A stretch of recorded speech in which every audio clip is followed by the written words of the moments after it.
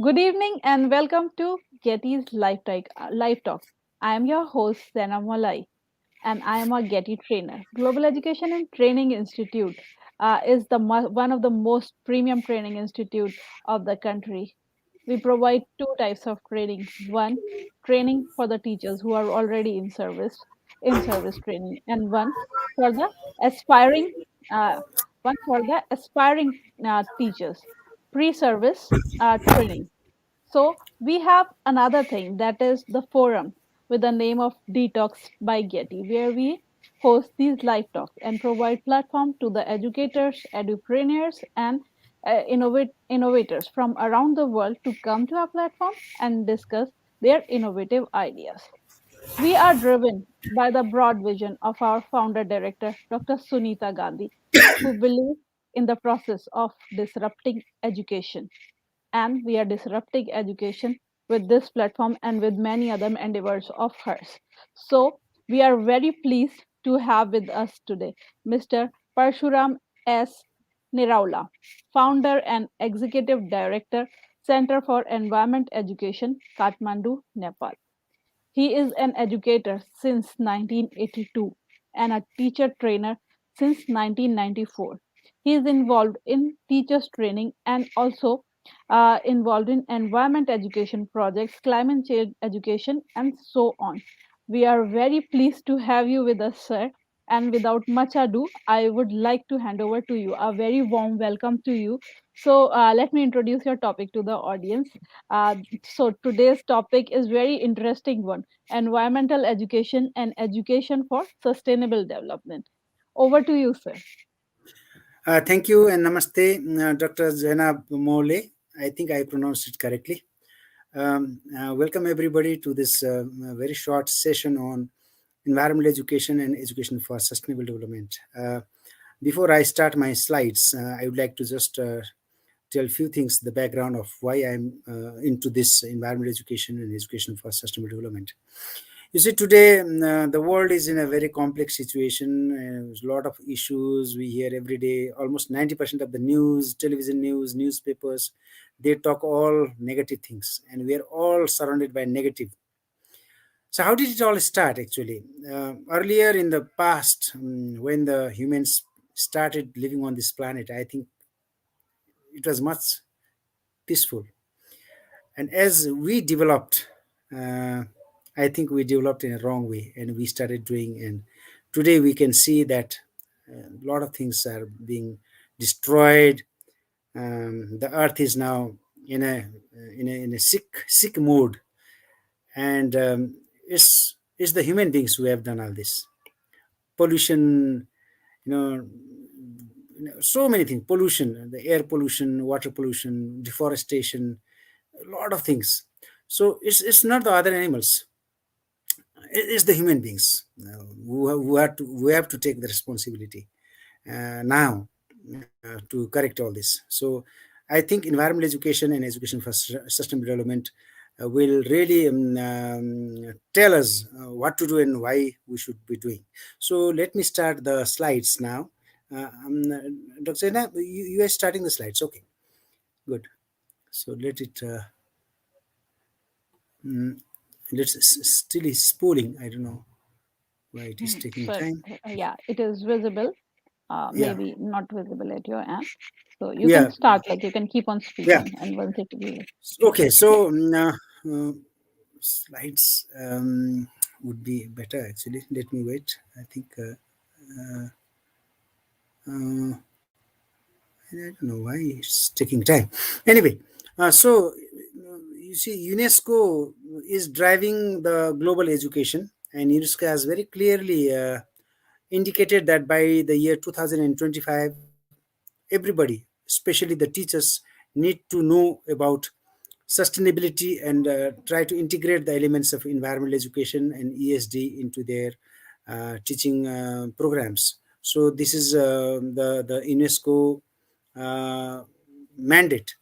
Uh, I don't know why these slides are not coming. That's the I'm not able to see the slides. Let me see why. Uh, Sir, I can see your slides very clearly, and I hope they are visible to the audience as well. So maybe you can wait for a second or two. I think it should come now. It should come now. Uh, the internet is okay here, but I don't know why it is not being shown here in my thing. So what I can do is I can just okay, I'll just I'll just look into my slides here. Can you see me now? Is it okay? Yes, sir, I can see you. So I will ask you to move the slides. Okay, so Okay, sir. that will be fine. I So can you go to the next slide, please?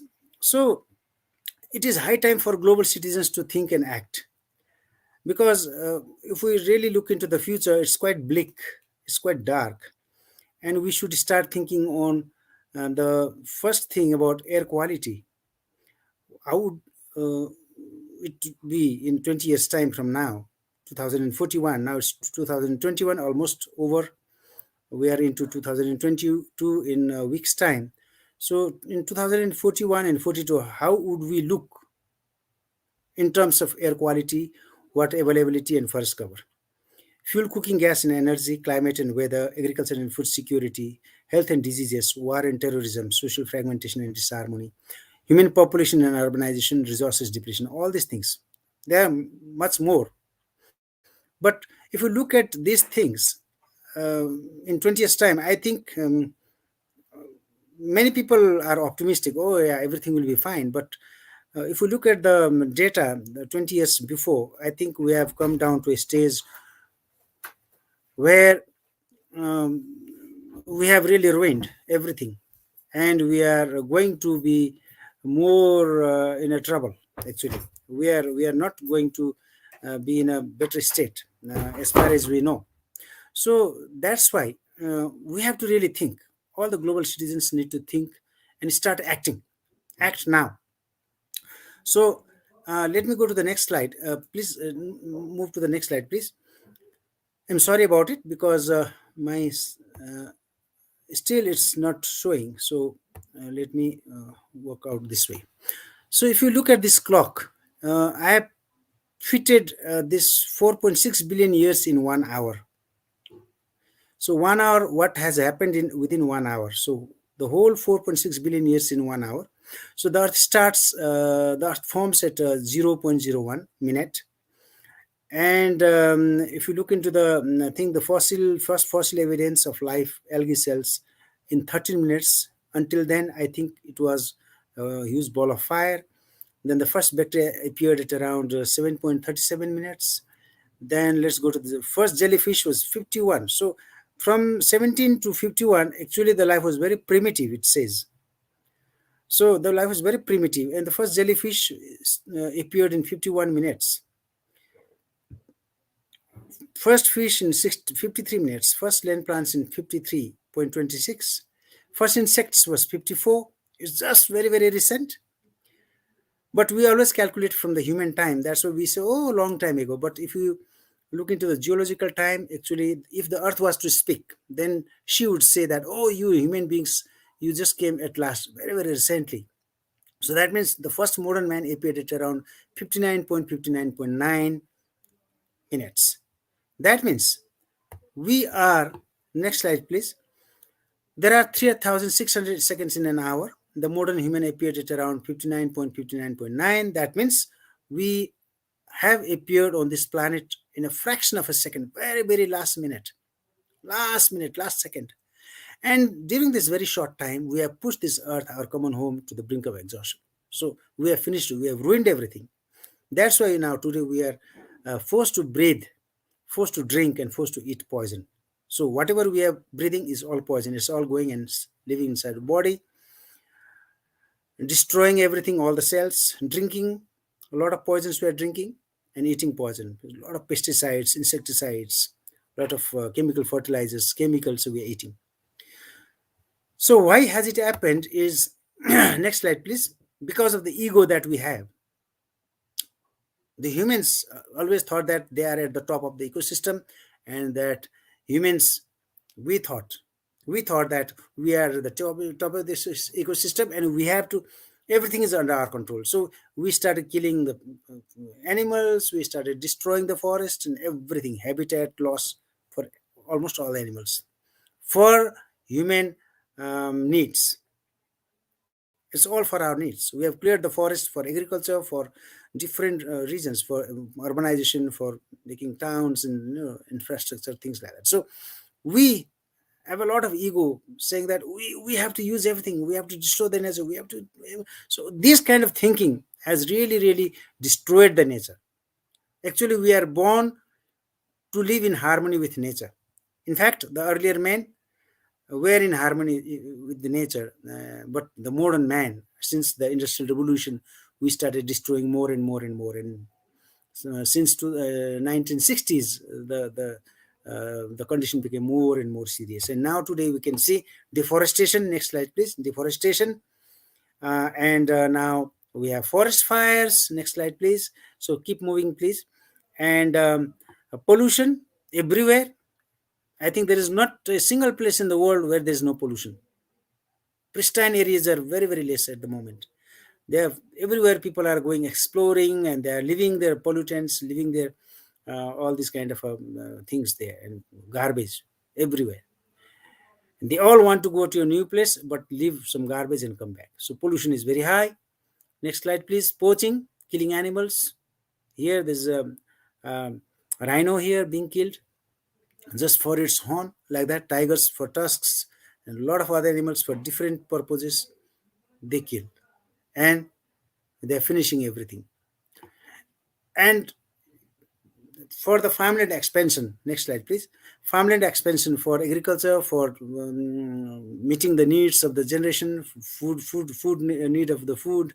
And we have destroyed the forest, created land for farming, and slowly the farming is now turning into small villages, and again the small villages are turning into cities, like that. So every time, everywhere is this is happening, and urbanization is uh, happening everywhere, and it's unplanned. In most of the, only few modern cities are planned, but the old cities which are just growing up like that, is they're unplanned. So urbanization is unplanned, and all these things are fueling. And now the biggest problem today is the global warming. It is hitting everybody, it is affecting everybody, the whole globe. But the main thing is that it is affecting more in the countries where they are not educated, they are more not able to adapt to the things, to the changes. So global warming is happening everywhere, but it's affecting the lower income countries, especially Himalayan region countries, and the island countries. It's all because of the human population. Every second there are so many children being born because of medical facilities.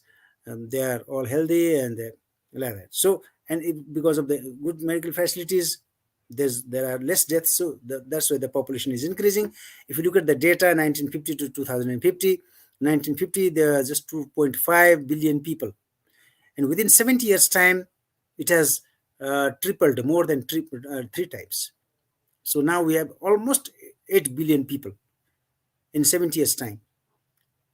So because of this human population, it's unlimited desire that we have. We are craving for resources. We are accumulating the resources. That's why we have finished everything. And I think the first activity, as far as I know, the humans did was felling of trees. That's the first destruction, first environmental destruction. I think the first environmental issue was they started clearing the forest, and now this picture shows that is next. I think I hope you are moving the slides. Um, so steering everything is torn the world. And now this picture, the next picture is shows a very good thing, gives a big lesson that actually ecosystem is balanced with the presence of a lot of animals and creatures. And this tiger is actually the representative of all the animal kingdom, and this man is the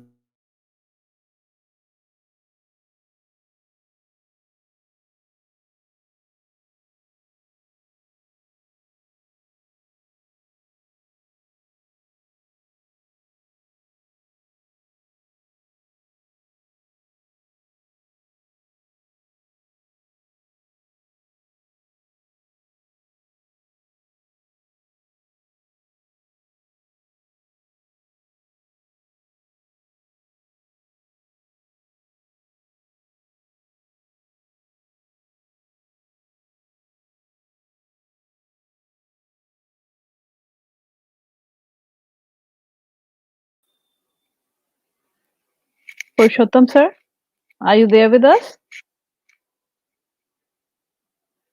Sir, I can't hear you. I guess he left out of the uh, talk because of some network issue. He'll join us back.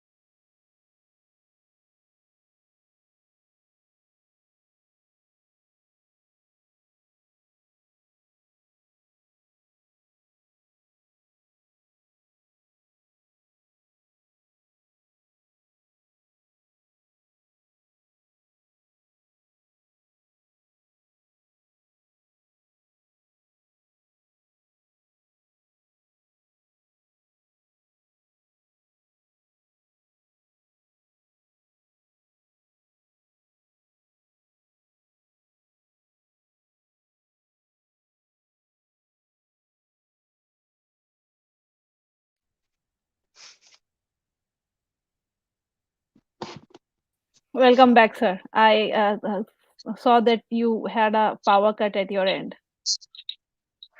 Yes, yes. Now I can in the mobile. I can see the thing, but I think you have to keep moving. Mm, Yes, sir. so yeah, I was here. So sorry about this because we can't. I'm No using a problem. No different. problem, sir. No problem. Just 30 minutes also ago also there was a cutout. So I think we are going to the next slide now.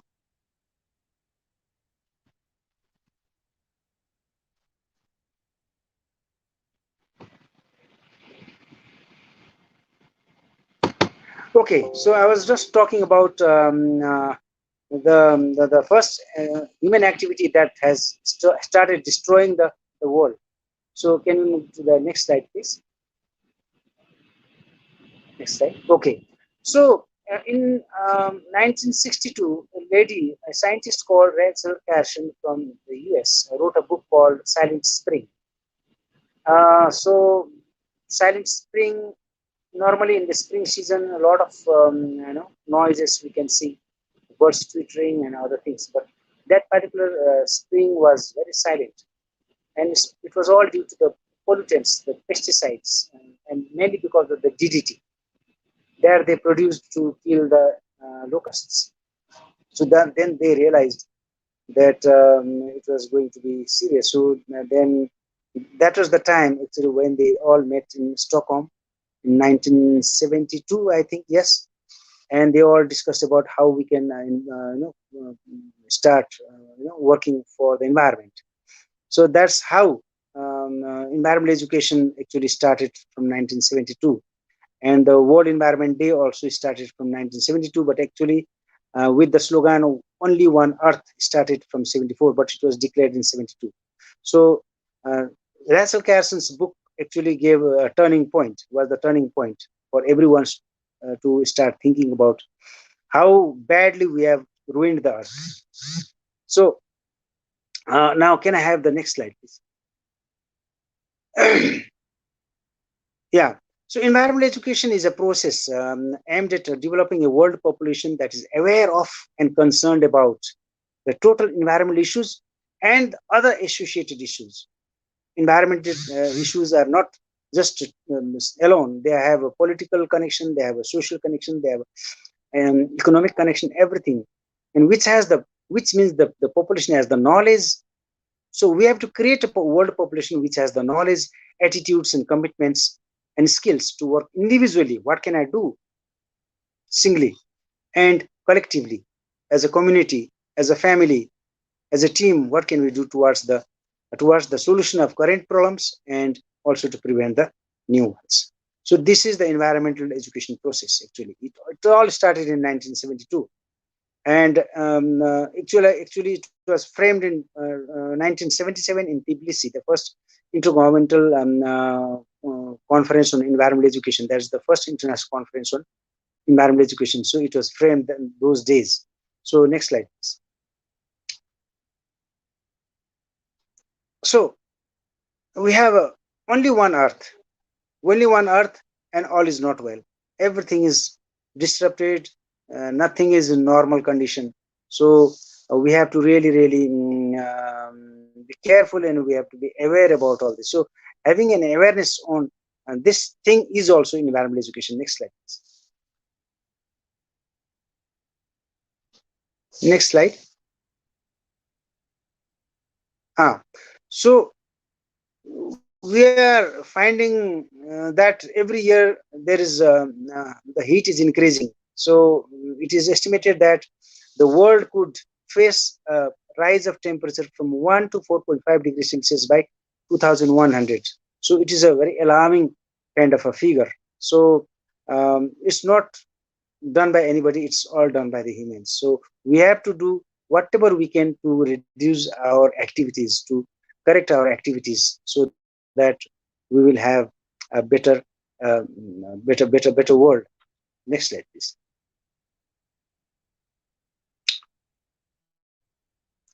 Yeah, so the global cereal production could decline in Asian countries, South Asian countries, by 4 to 10% by the end of the century. That's the prediction.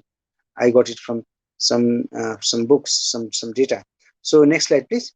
So like that, there can be heavy rain in. So I mean, the hunger is rising. Actually, we are seeing more and more hungry people in the world, because the place where the food production used to take place is now turned into cities and towns and other infrastructure. And because of climate change, there is hailstorm during the harvest time, and everything is gone. There's no rain during the sowing season. That's why also the hunger is increasing. So next slide, please. And there will be and we are already seeing, actually we're already seeing a lot of rain and floods, and to one part of the world, when the other part is dry, and a lot of deaths due to dry season, a lot of death due to the floods. So both are not. So they are also not in the season. Actually, they're coming in the opposite. So the whole climatic trend is now changing. So that way, actually, we are really suffering. And this is what we have to understand and start acting. Next slide, please.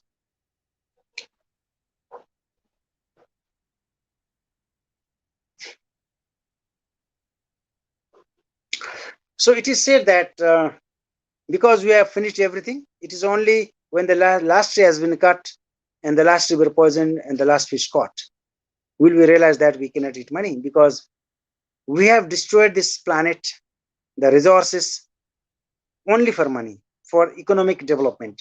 So we have been undertaking a lot of economic development at the cost of environmental destruction. Everything is turned into money. For the sake of money making, we have finished all the resources.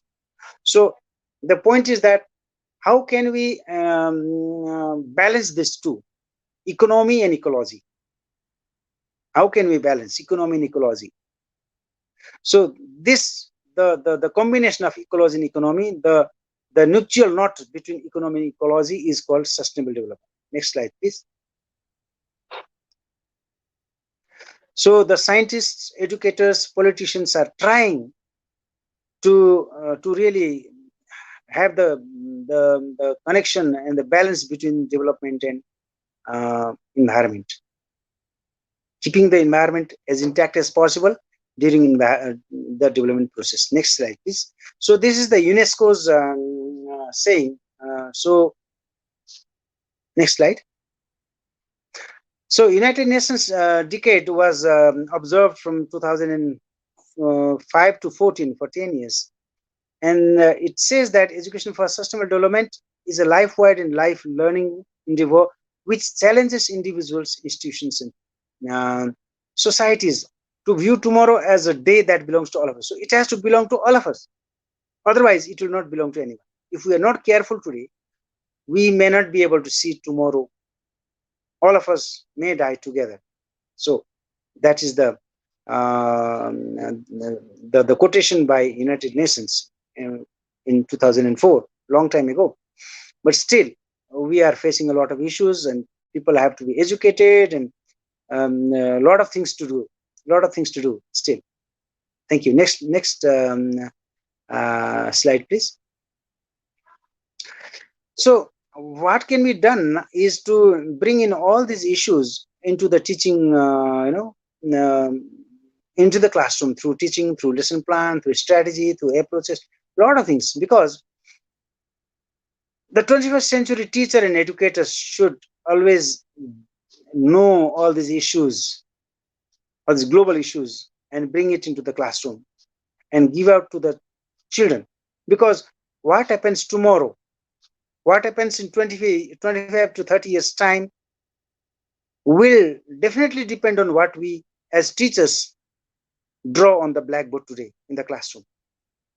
And the other thing is that, as Albert Einstein has said, we cannot change anything with the old process, with the old thought, because we have destroyed the earth with one thought process, and unless we change the thought process, we can't do any changes, because we have already finished with one thought and we have to change our thought process. That is the point. So next slide, please. So all these things, all these issues, the global issues are being addressed in the 17 SDGs, the Sustainable Development Goals. They include all these issues. So all these issues, educators, world leaders, teachers, everybody, the global citizens should be aware about the SDGs, and they need to integrate into the teaching system, into our living system. Whatever we do, we should really know. We should really know what we are doing. We should know uh, SDGs, and try to do something, some kind of actions, so that the elements of SDGs are addressed. The points that is mentioned in the SDGs are addressed at the practical level, at the ground level. Next slide, please. Next slide, please. So this economy, ecology, and environment, see this society. Sustainable development has three. It has three pillars: ecology, uh, that's environment, society, and economy. So if we can balance these three things, then we will attain sustainable development. So next slide, please.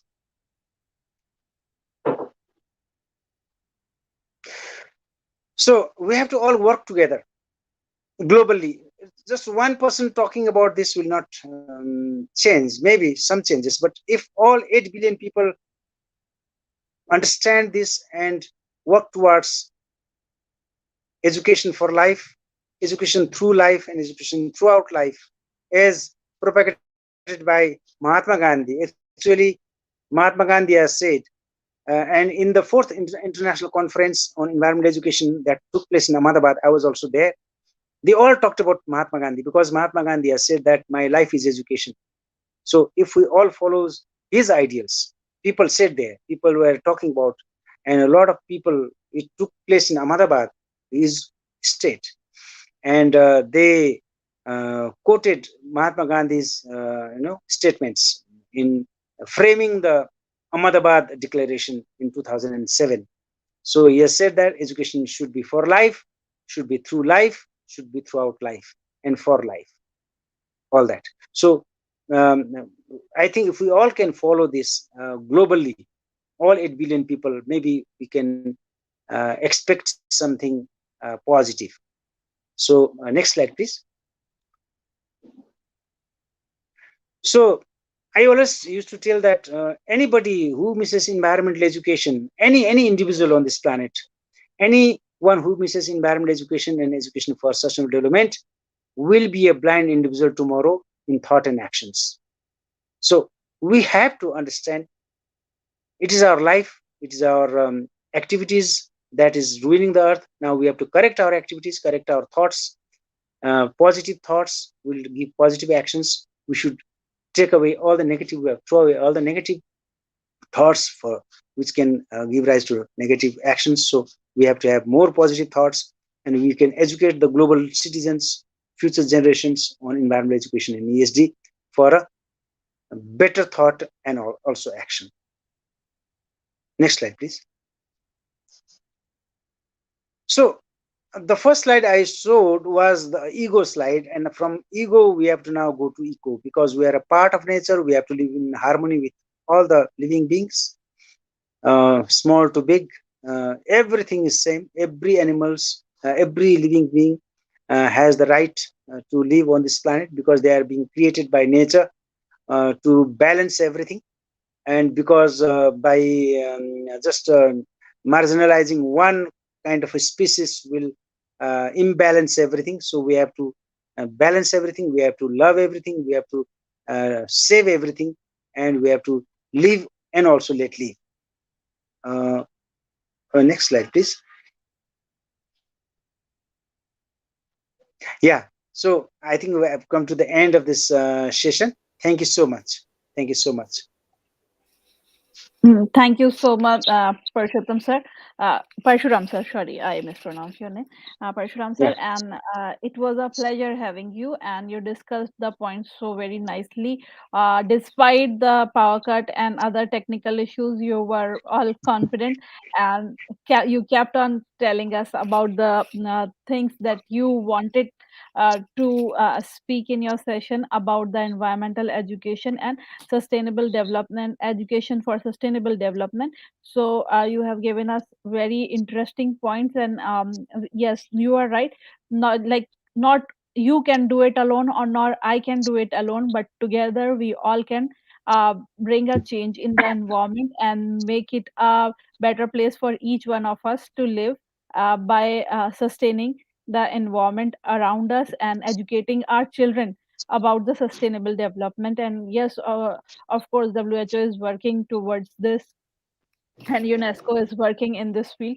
So surely we shall be having a better environment and a pollution-free place, and a place where no poaching is going on, land is not being occupied for farming and for building constructions and all. So we just hope that the men get enlightened, and they start behaving in a manner as good and world citizens should behave. So, with this, we come to an end of our session. Sir, would you like to say anything else? Uh, uh, yes, like I'm so sorry about this power cut and the disturbance in between. Otherwise, I don't know. That's why the internet was very poor, so I couldn't move my slides. And thank you for moving the slides for me. And this was a little technical thing, a problem. But I would We like all to. are like slaves Yeah, to this technical thing, yeah, yeah, and yeah. we are helpless. We are helpless here. We cannot help it, but still, you gave a brilliant session. Yeah. And looking forward to see you again, sir. You were saying Yes, thank you something. so much. Thank you so much. So I thank all the viewers who listen to me and who would listen to me in the future.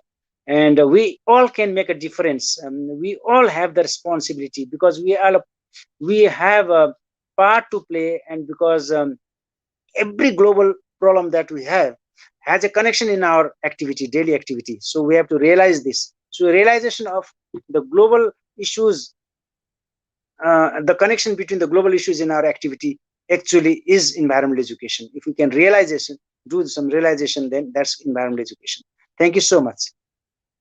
Thank you so much, sir. Thank you. And I would like to request my audience, if they have any question, they can type it in the comment section. And if they see this uh, video or like this session at a later time, they can type their question, and Mr. Parshuram will surely come and Yeah. answer your questions. Thank you so much, sir. Sure. Have a lovely evening ahead. Bye bye. Bye. Thank you so much. Thank you. Namaste.